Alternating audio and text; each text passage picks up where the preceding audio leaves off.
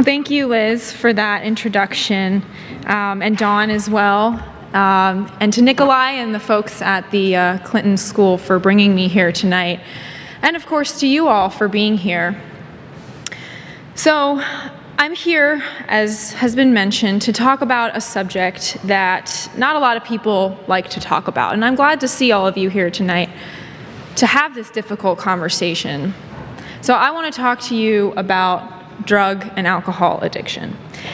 And I know that just by saying that, for some of you, I'm probably conjuring up nightmares of the high school health class videos that we all had to watch.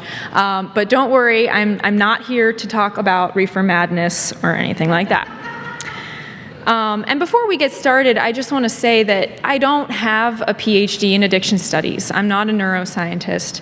But what I have is my family's story and the stories of many of the other people, the amazing people and the hurting people that we've met in this nearly 10-year journey, roller coaster really, called addiction that my family has been on. So on February 22nd, 2013, my life changed permanently. That morning I had noticed that my little brother Christopher had been up rather early or had never gone to sleep and was acting a little bit strange, but it wasn't totally abnormal for him because he frequently had trouble sleeping. So I asked him if he was okay. He said yes, and I went to work like normal. And then when I got to work, I texted him again because if anyone has experienced addiction in their family, they know that there's a constant worry. And I didn't get a response immediately. But I said to myself, you know what, he probably just went back to bed. And I was sitting down at my desk with a mug of coffee in my hand. I was about to start sorting through my emails and start my day, when all of a sudden I was overcome by this feeling of just overwhelming, gut-wrenching dread. And I had to go to the bathroom actually to compose myself because I'd never experienced anything like that before. And while I was in there, I kind of said this prayer that pretty much just went, okay, what the hell was that? And two words bubbled up in my mind very clearly: go home. So I did. I got in my car, I raced home with my heart in my throat.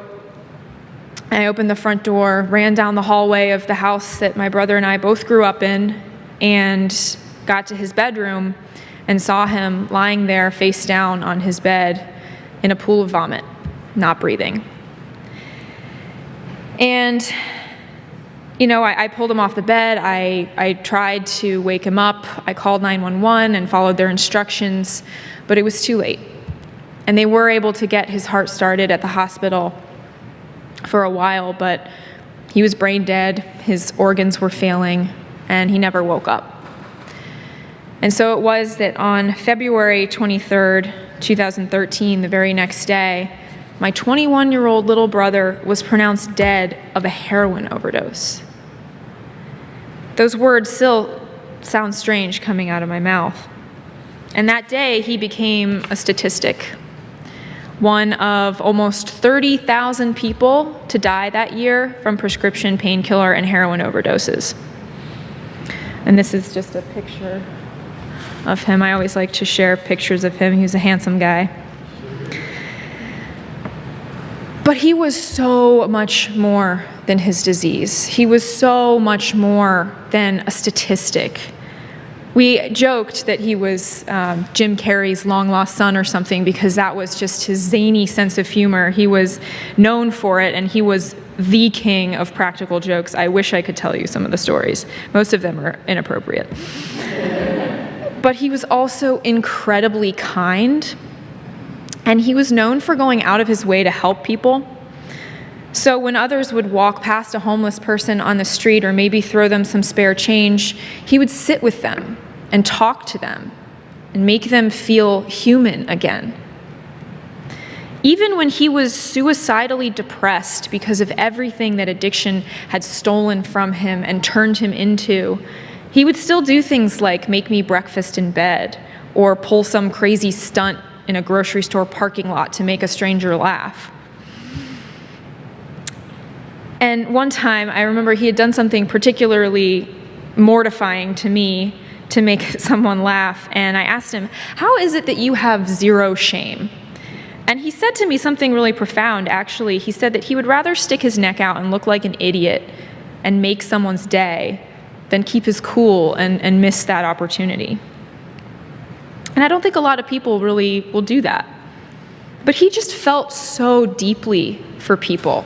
He felt everything incredibly deeply, actually, and that's one of a common thread that you'll see in people that suffer with substance use disorder is they feel so deeply, and it can be hard to deal with those constant emotions of depression, anxiety. For Christopher, he could never stop the never-ending hamster wheel of thoughts in his head that came from his ADHD. And that's part of the reason why he began to self-medicate and experiment at the age of 12. So fast forward to 21, and it was heroin that killed my brother's body. But it was the stigma that killed his spirit long before heroin took the rest of him. And the stigma can look very different from person to person, from family to family, but for my family, it looked like this. So when a family friend found out that my brother had an addiction, she refused to come over to our house. When my mother confided in a friend about her son's condition, that friend asked her, "What did you guys do? What caused this?" You don't ask a mother what she did to cause her child's leukemia. Others would confidently and quite ignorantly prescribe simplistic fixes like, throw him in jail, that'll teach him. Everyone always has all the answers, right? Until it's their problem. But there are no quick, easy fixes for addiction. I wish there were, and if there were, we would have taken them. We would have done anything to save him. When my 15-year-old little brother was wasting away, rapidly losing weight because addiction was telling his brain that heroin was more important than food, what he clearly needed was treatment. But the insurance company refused to pay for it because they said that he chose to live that way. Christopher didn't wake up one morning and say, "Hey, you know what I think I'll do today? I think I'll become a hollow shell of a human being." Nobody makes that choice. Nobody says, I could have a happy life with positive relationships, being a productive person in society, or I could lose everything and destroy my body in the process. Eeny, meeny, miny, mo. It just doesn't work that way. But unfortunately, the issue of addiction is frequently framed as this black and white decision, this set of two choices. It's either a disease and we have no responsibility for it and no control over it, or it's a choice and we have complete control and we can stop anytime we want. But we have to remember we're dealing with the human brain here, which is the most complex object in the known universe. So it ain't going to be that simple. And what the science shows us is that the question is not so much, is addiction a disease or a choice? Because it's really a disease of choice. So it's a chronic relapsing brain disorder that impacts the very part of our brains and the way we make decisions. So to give a quick explanation of that, and ask a neuroscientist, nothing with the brain is simple, but the midbrain is the part of the brain where our survival instincts live. So eat, sleep, procreate. And that part of the brain is really strong because it's what keeps us alive. And in 9 out of 10 people, substance use or even misuse won't have any meaningful effect on that midbrain survival instinct. But in 1 out of 10 people, addiction takes place. And what happens is the substance then makes its way to the top of that list of survival needs. And that doesn't make rational sense. And for somebody with a non-addicted brain, they could think, why? That makes no sense. But we have to remember that reason and rationality don't live in the midbrain. Our reason and our decision-making takes place in the prefrontal cortex. But to the addicted midbrain, the drug equals survival. And so that's why they say that the only thing in nature that actually resembles an addicted human brain is a starving animal. And anyone who's been up close with the effects of an active substance use disorder can kind of see some similarities there. So, unfortunately, addiction does weaken the prefrontal cortex where our reason lies, and that's why it can seem so nearly impossible for people to just stop. And many people hear this description and they think, well, my brain wouldn't work that way. Nobody thinks that it's going to be them. Nobody thinks that they could lose control over their own brain. But I want to try to help you understand what that might be like. Try fasting for a week. And your midbrain is going to be crying out for food, but use your prefrontal cortex to say, no, you don't really need that.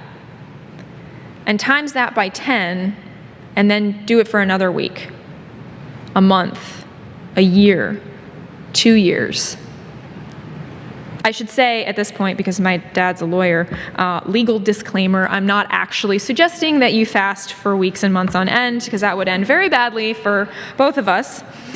But that just kind of gives you an idea, of what it might be like. So anyway, back to Christopher's story. Eventually, after juvenile detention, court mandates, several rounds of very expensive treatment, all of which, by the way, failed to fix him, he was put on a medication for the treatment of opioid addiction called buprenorphine, or Suboxone. And we started to see a glimmer of hope. I started to see a little bit of the brother that I knew coming back. And he started actually going to the gym every day. He got in great shape, and trust me, he knew this because I would always catch him flexing in every reflective surface that he would see. He went back to school, and he graduated, which is something that he could never finish before. And he started going to meetings every night, support group meetings. And it was at those meetings that we discovered that the stigma of addiction is so much more insidious than we ever thought. And it doesn't just exist in the broader society. It exists in the recovery community too. Because even though at those meetings he did find a lot of supportive peers and he did find help there, but he also found a lot of people who had a problem with the medication that he was on. They said that people who were on it were using a crutch. They were taking the easy way out, and they weren't truly clean. And because of that, they actually discouraged him from even speaking at a lot of those meetings. And this is supposed to be his community. These are supposed to be the people that welcome him in when everyone else shut him out. And I don't think that most of them really realized it, but what they were saying is that they valued their narrow and ideological standard of recovery more than Christopher's life. And unfortunately, it was in part due to this pressure that Christopher decided to go off of his medication. And you know what? He was dead within 2 months. So yes, heroin murdered my brother, but stigma was its accomplice. A month before he died, though, Christopher had to be taken to the hospital for another overdose. And I want to interject here and say that the medical community has recognized addiction as a disease for a long time. But it was at the hospital that, again, we encountered more stigma. Because even though the EMS came and they revived him and the hospital monitored him for a while, they discharged him rather quickly with nothing, like he'd stubbed a toe. No discharge instructions, no resources or referrals for treatment. Now, if he had suffered a heart attack, they would have brought in specialists, done extensive testing, and he would have left with a packet of instructions for follow-up care. Well, Christopher also suffered an acute and nearly fatal medical incident, but he got none of that. So why is it that when any other part of the body gets sick, we're met with compassion and treatment, but when our brains get sick, we get apathy, judgment, prison? So some of you may know this. It's been all over the news, but overdose is now the #1 cause of accidental death in the United States. The #1 cause. Overdose kills more Americans than car accidents. And yet, the majority of emergency departments have no protocol for how to respond to it and how to discharge people after one. The CDC declared the opioid epidemic to be a national public health crisis, but there's no emergency funding for it.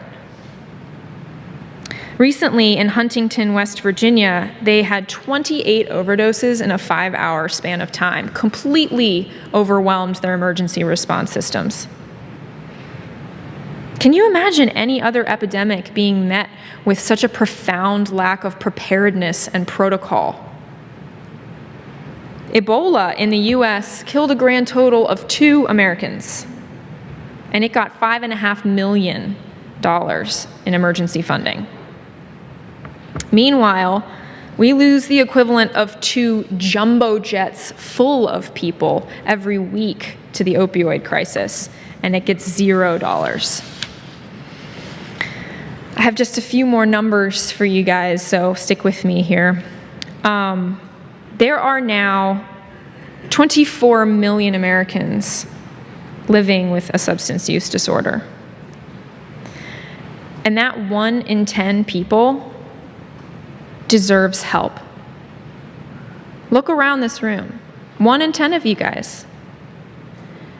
But out of those 24 million Americans with addiction, treatment is only available and attainable for 11%. What about the other 89%? So sometimes the only way for somebody to get help is to get put in jail.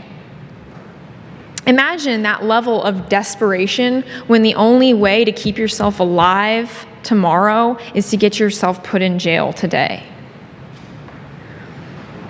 And that is why I believe that the stigma is just as deadly as heroin is.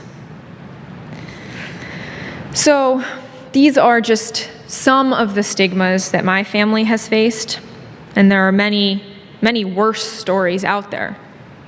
Because in the grand scheme of things, you know what?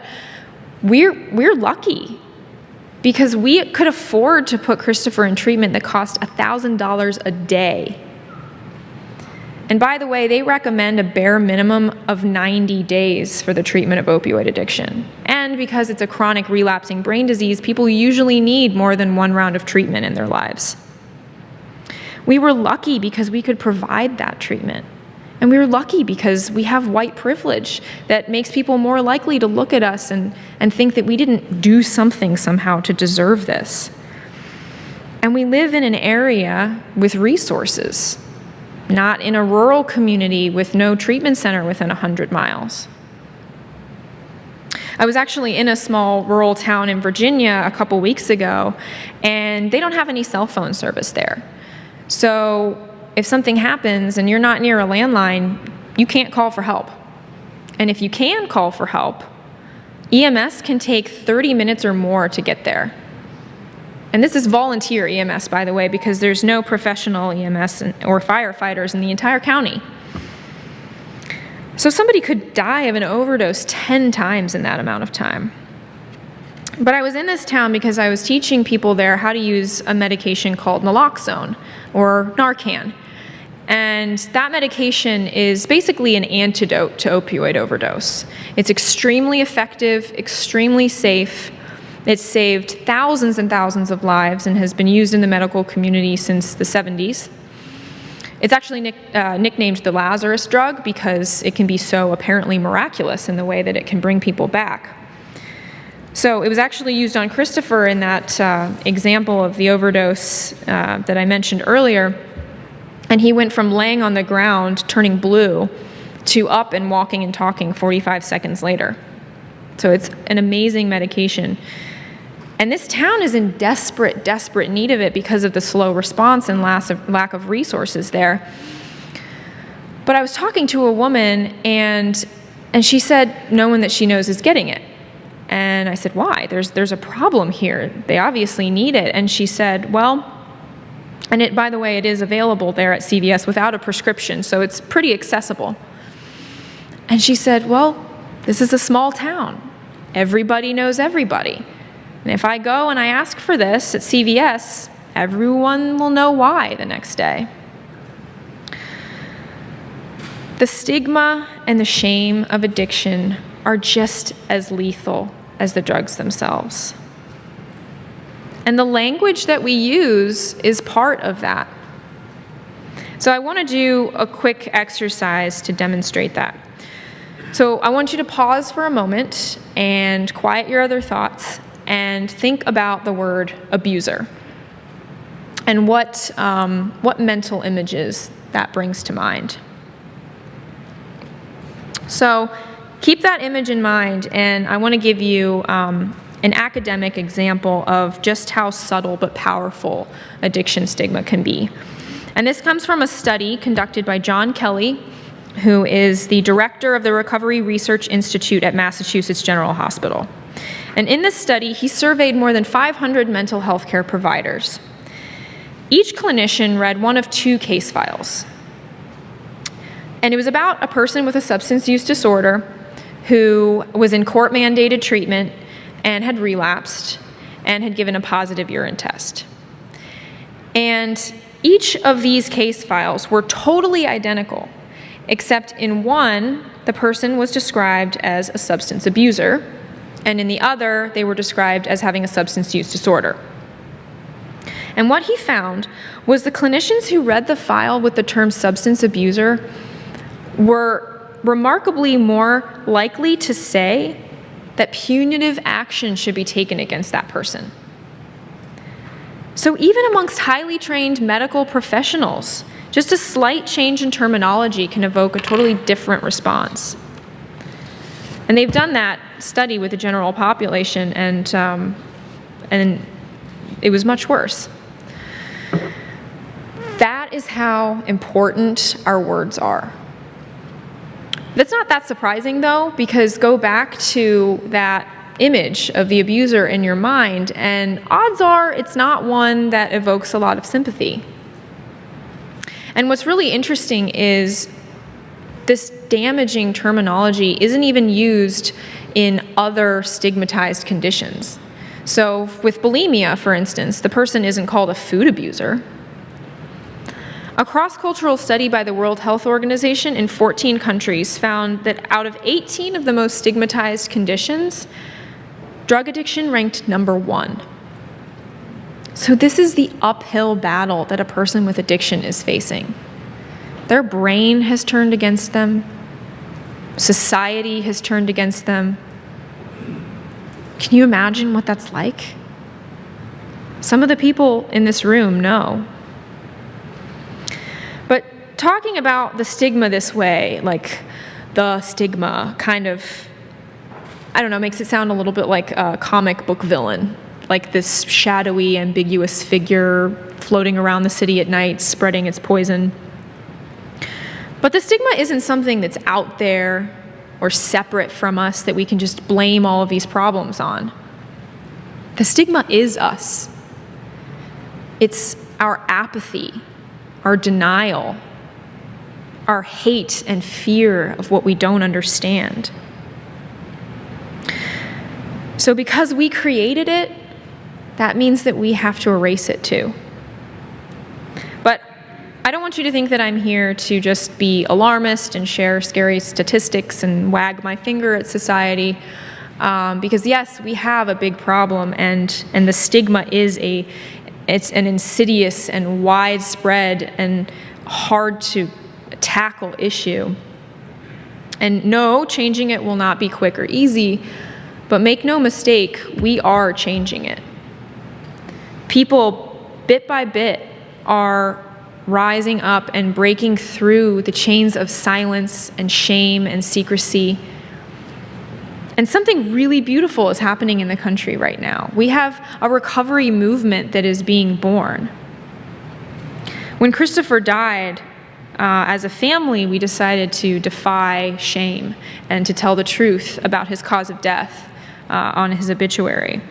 And we got letters in the mail from total strangers saying thank you for being honest and giving me hope that maybe one day I too can be open about my disease. And that gave us a lot of courage.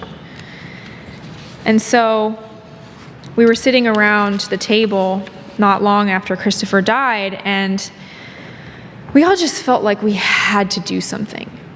Because our family had fallen through so many cracks, and we could not just sit back and watch as other families continued to fall through them too. So with that goal in mind, we started the Chris Atwood Foundation. And we began speaking openly, maybe even annoyingly, to anyone who would listen about our story. And people started coming out of the woodwork to say, me too. I lost a loved one too. I have addiction too. One of the things that we do with the Chris Atwood Foundation is to support collegiate recovery communities. Because, let's be honest, college can be a little bit of a recovery hostile environment. But collegiate recovery communities are changing that. They're making a place on college campuses for people to say, me too. For the past 3 years, we've helped put on a Mid-Atlantic Collegiate Recovery Conference to help encourage the inception and the growth of these communities. And at the conference one year, I met a woman named Ivana. Excuse me. And Ivana was there to speak, and I watched in awe as she told this full room of students in recovery, many of whom in that really rocky early stage of recovery, that there was hope. And without a hint of shame in her voice, she shared about how she used to be living on the streets of Detroit, addicted to heroin and crack. And then she went on to be a White House intern, and then the executive director of a major national nonprofit that has given out hundreds of thousands of dollars in seed grants to start collegiate recovery communities on college campuses. And she did this so that other students didn't have to feel the shame and the loneliness in college that she felt. And I have met so many Ivanas since starting this work. One man named Greg refused to stay silent about his addiction, and he became the driving force behind a concert and a rally on the National Mall that brought together 30,000 people to celebrate recovery, to speak out against the stigma, and to say, us too. And my brother used his past to save lives as well, maybe not in such a big public way, but in no less of an important way. And there are many, many stories of this, but I wanted to share one with you that happened one winter, not long before he died, and he was volunteering at a hyperthermia shelter that my church has every year. And he was sitting and watching TV with some of the homeless guests late at night, and he just got this sudden urge to get up and walk around and stretch his legs, and he kind of wandered into the bathroom, and there on the floor in front of him was a young homeless man about his age with a razor in his hand, getting ready to slit his wrist. And I think a lot of people in that situation would panic and have no idea what to do. But Christopher knew exactly what to do because he had been there himself. He knew the pain of wanting to end it all. He knew the frustration of suicidal thoughts and depression. And he sat down with him and he talked to him. For over an hour, they both shared about their common history of drug addiction and depression. And together they both said, "Me too." And you know what? That guy, after that conversation, decided to give hope another chance. And this story is not unique. It's not miraculous, because these stories are happening all around us all the time in this amazing recovery community that for some reason people think needs to be hidden under a rock. So I just want anyone here tonight to know, anyone watching this to know, if you're struggling with addiction or if you're in recovery, you are not alone. And if you love someone in recovery, you are not alone. And your story has so much power. So by now, whether or not you've been directly impacted by addiction, and odds are that you have, you might be wondering what you can do to help. So the good news is there's actually a lot you can do, more than I can even share in the time that I've got left. But to start with, you can use the right words. So as I explained earlier, our words are incredibly important, and we don't want to call people, if somebody's in recovery, we say that they're a person in long-term recovery. We don't say that they're an addict. And we don't say substance abuser. We say that they are a person with a substance use disorder. And we refuse to use derogatory language and stigmatizing words, even when we're joking. And also, we've got to be careful about how we talk about substance use. Whether or not you have addiction, the words that you use, people hear that. So a child who hears his dad requesting his happy pills every night for his back pain is going to internalize that pills equals happy, right? So don't glorify substance use.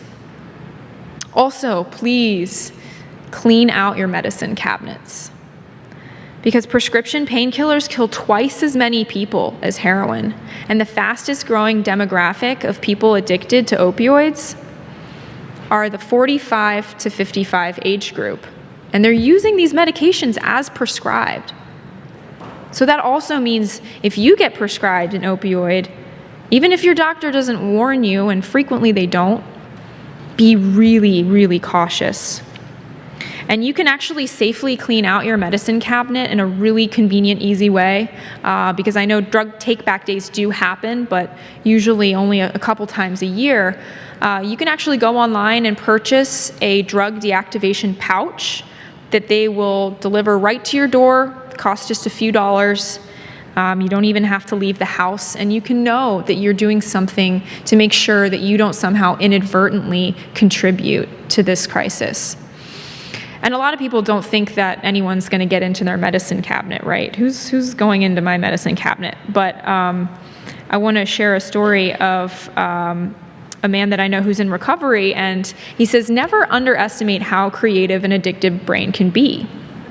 So he knows people who would keep an ear out for somebody in the neighborhood who just had surgery. And then he'd say, "Oh, well, let me mow your lawn for you since you're recovering from surgery." And then after mowing the lawn, "Hey, can I use your bathroom?" So you really never know.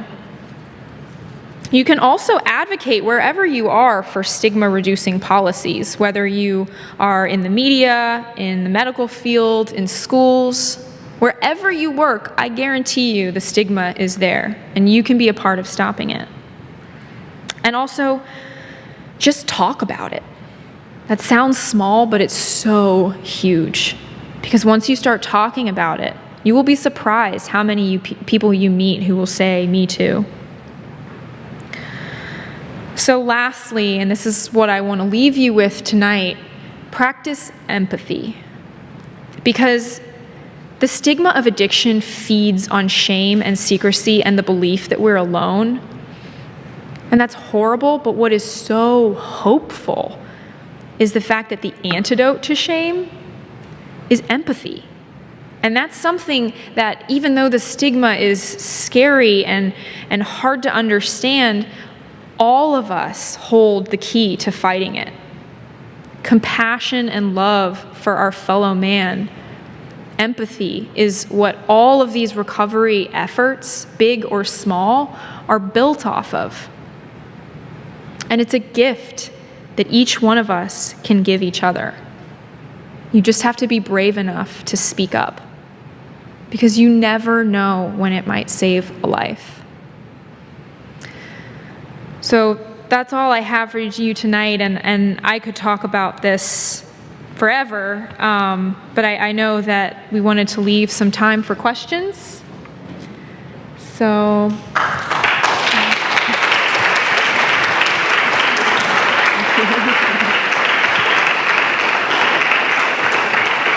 Thank you so much, Ginny. We do have time for some questions, so if you raise your hand, we'll get a microphone to you. Where? Bob, behind you. Thank you. Can you talk a little bit about the physical changes on the brain? Yeah, so, I'm not a neuroscientist, so you might want to ask one of them that question, but in layman's terms, the dopamine system in the brain is one of the main systems that's impacted by addiction. And as I mentioned, the midbrain is where our survival instincts live. So there's a connection between the midbrain and the prefrontal cortex, and the dopamine system is in between them. And they don't really know why addiction happens for one person versus the other. They don't really know what that trigger is, but the substance to an addicted brain becomes survival. And so that is why we see some of the desperate behaviors that we see in people that are addicted to substances. So to answer your question, sort of, it's complicated, and they are just starting to sort of crack the surface of exactly how this works. And what's difficult is it's hard to tease out, what is it that is a genetic predisposition? What is it that's environmental? There's a whole field of epigenetics that is showing that even though we might be born with a set of genes, that can actually change. So certain genes can be dormant and then be activated. So again, it's complicated, but. Right here. 1 second, it's coming behind you. So what does the Chris Atwood Foundation do? So one of the things that we do that I mentioned is we're involved in collegiate recovery communities.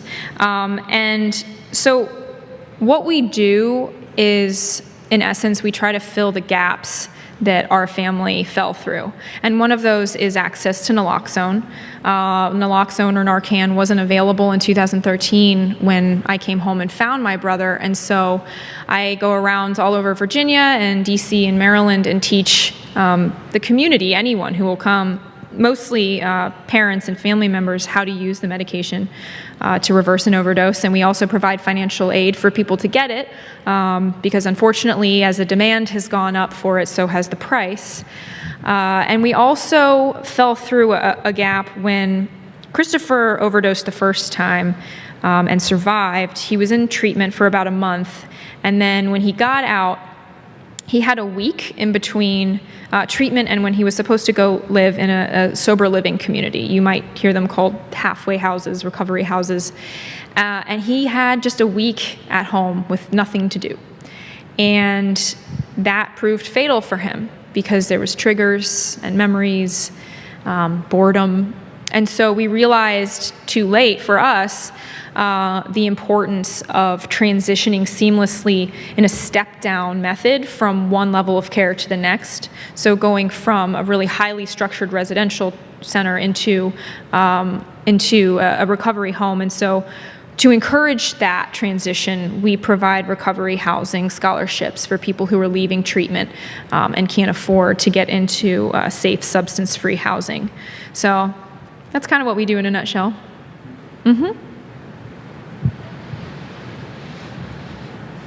Anyone else? Bob? One second. I'm Rena Evans, and just information, the Little Rock Police Department has a drop box, 700 West Markham. Just go through the doors of the drop box right in there that you can drop off any narcotic. Actually, that reminds me, I did look it up, and in Arkansas, CVS does carry naloxone without a prescription, too. So that's something that I highly recommend getting, even if you don't think you'll need it, because you never know. We are in an epidemic, and I have a friend who was actually on his way back from class, and he encountered somebody slumped over at a bus stop, and he actually had naloxone with him because he heard about it in medical school and thought, wow, I should have that, and thank God he did. I just want to thank you for the work you're doing. I am Mary Ann, and I've been in recovery now from an opiate addiction for 4.5 years. I didn't say that to get applause, but it is hell. And I had a stigma of what an addict and an abuser was, and I didn't fit the profile, so I thought, I don't have a problem. Until my daughter moved out and said, Mom, I can't take care of you anymore. You need help. And I looked around for programs. I have a chronic pain condition. So that's how I became addicted. And I kept calling for help, and no one would take me because I had a chronic pain condition.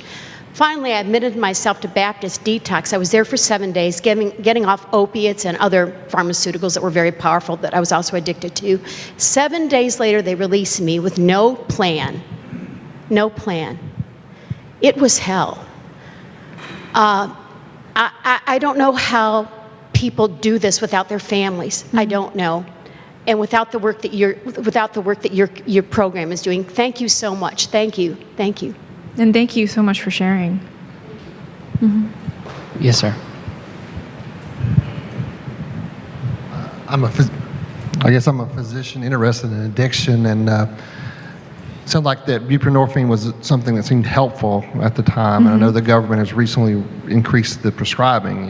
You think you have to start off with 30. You can have 30 patients, and I think they've gone up now to 275, I think. So is that something you recommend to a lot of the people that come to you to get into buprenorphine, and can they find a physician, because there's not a lot, I don't think, that actually have the training to do that?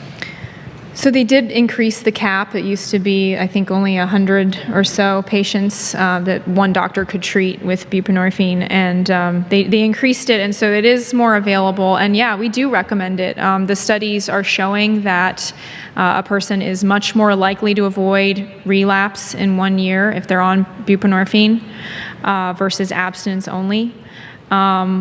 Hazelden Betty Ford is one of the most renowned treatment centers in the country, and they taught abstinence only for many, many years, but their top scientists began to see these studies coming out, and they actually reversed the way that they do things, and now they have a track where you can do abstinence only treatment, or you can do buprenorphine. And I think that that's the key, is that it needs to be individualized care. You know, this is a disease impacting the brain that is a very, very unique and individualized thing. So we can't be saying that one thing is going to work for everyone. There's no one-size-fits-all solution. You know, some people that I know have recovered by meditating and doing yoga. So I think we just need to be open to all paths to recovery. I think that's the key. Running saved me. Running, yeah. Yep. Get those healthy endorphins, right? Yeah. I have someone in the family who's a substance abuse. A person with a substance use disorder. That's it, disorder. Just, an hour ago I called her an addict. She recently went to the hospital for detox.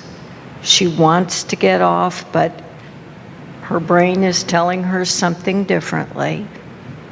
Her insurance wouldn't cover a heroin addiction. It would only cover an alcohol addiction. So she had to lie and say she was addicted to both. She was there a day and a half. She was at the height of withdrawal, and she made a mistake and smoked a cigarette in the bathroom, because it's hard to get off of everything Right. when you're going through withdrawal. And they escorted her out, put her on a city bus in withdrawal, and just let her go. How do I convince her to go back into some kind of rehab? You know, they say that addiction, is, it's the only disease where it's a crime to be sick.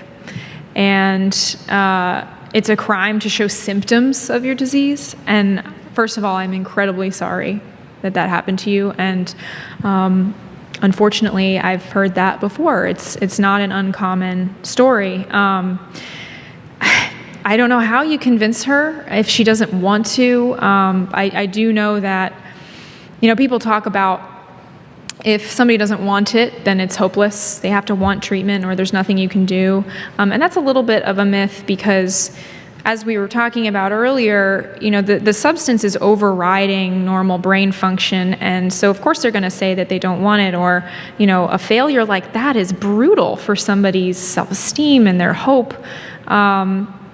But sometimes their brain has to get a break from the substance for a while to be able to think clearly.